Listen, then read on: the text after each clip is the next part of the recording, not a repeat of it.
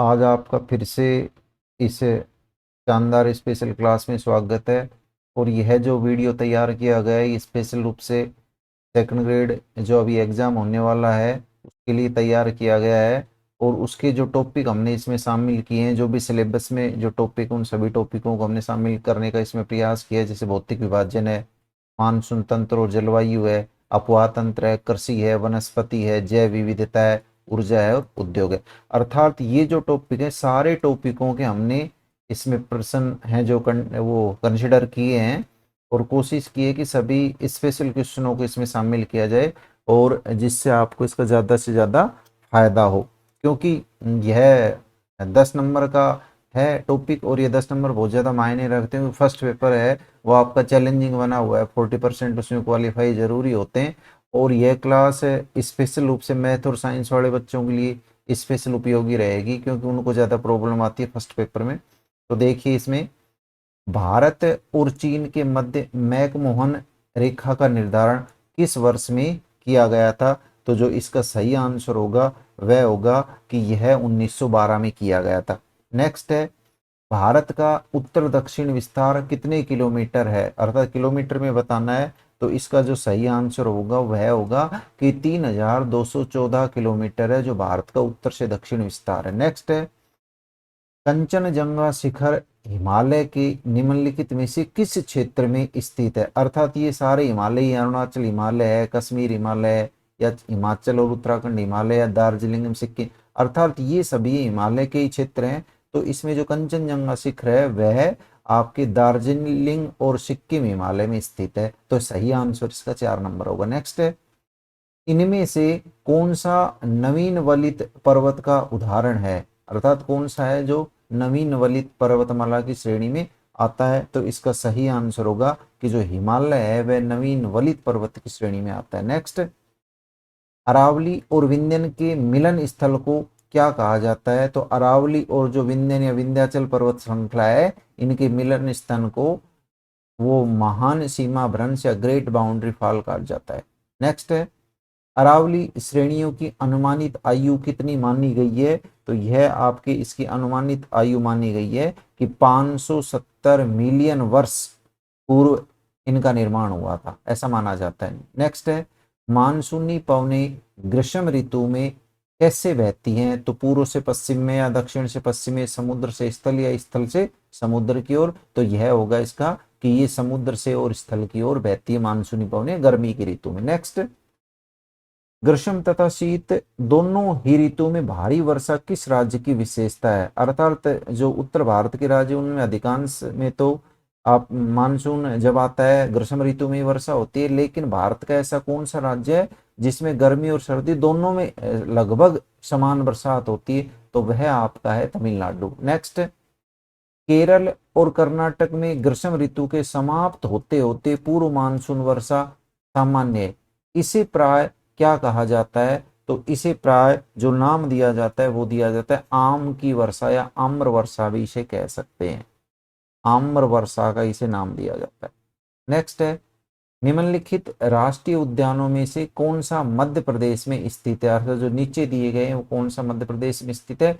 तो इसमें जो है वह बांधवगढ़ है, वह मध्य प्रदेश में स्थित राष्ट्रीय उद्यान है। नेक्स्ट, पश्चिम बंगाल में होने वाली मानसून पूर्व वर्षा को हम क्या कहते हैं? तो इसका जो सही आंसर होगा वह होगा कि यह आपके काल बैसाखी। नेक्स्ट है कि आम्र वर्षा भारत के किस क्षेत्र या राज्य से संबंधित है? तो यह है इसका सही आंसर होगा कि आम्र वर्षा दक्षिण भारत की मुख्य विशेषता मानी जाती है जलवायु में। नेक्स्ट है कि जो गंगा एक्शन प्लान है वह कब लागू किया गया था? तो सही आंसर इसका होगा गंगा एक्शन प्लान है वह 1986 में लागू किया गया था। नेक्स्ट, कपिली किसकी सहायक नदी है? जो नीचे दिया गया है उसमें तो कपिली है वह आपके ब्रह्मपुत्र की सहायक नदी है। नेक्स्ट, दक्षिण भारत की सबसे बड़ी नदी कौन सी है? तो जब ये बात आती है तो इसका सही आंसर होगा कि जो गोदावरी है वह दक्षिण भारत की सबसे बड़ी नदी है। नेक्स्ट, इनमें से कौन सी हिमालयी नदी प्रणाली का भाग नहीं है? अर्थात ये भी हैं ये और इस तरीके से सामान्य तरीके से इसको आप पकड़ भी सकते हो कि जो गोदावरी है वह हिमालयी नदी प्रणाली का हिस्सा नहीं, क्योंकि ये दक्षिण भारत की नदी है। जो भी दक्षिण भारत की नदी है वो कोई भी हिमालय प्रणाली का हिस्सा नहीं है। नेक्स्ट, हीराकुंड बांध निम्नलिखित में से किस राज्य में स्थित है? तो हीराकुंड बांध है वह आपके उड़ीसा राज्य में स्थित है। नेक्स्ट, दक्षिण भारत में सिंचाई का मुख्य साधन क्या है? तो दक्षिण भारत में सिंचाई का जो मुख्य साधन है वह तालाब है, अर्थात वहां दक्षिण भारत में तालाबों द्वारा अधिक से अधिक सिंचाई की जाती है। नेक्स्ट, ओंकारेश्वर परियोजना निम्नलिखित नदियों में से किस एक से संबंधित है? तो इसका जो सही आंसर है वह आपके है कि नर्मदा नदी से संबद्ध है। नेक्स्ट, इंद्रधनुषी क्रांति किससे संबंधित है? हरित क्रांति, श्वेत क्रांति या नीली क्रांति, उपयुक्त सभी।